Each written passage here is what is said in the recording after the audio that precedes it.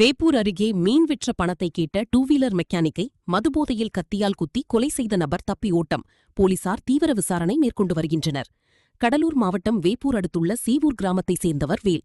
இவர் two wheeler மெக்கானிக்காக பணிபுரிந்து வருகிறார். இந்த நிலையில் நேற்று மாலை அதே கிராமத்தைச் சேர்ந்த அஜய் என்பவர் வேல் சகோதரி நீலாவதி என்ற பெண் மீன் விற்பனை செய்துள்ளார். மீனை வாங்கிக் கொண்டு அஜய் பணம் தர மறுத்ததாகவும் கூறப்படுகிறது.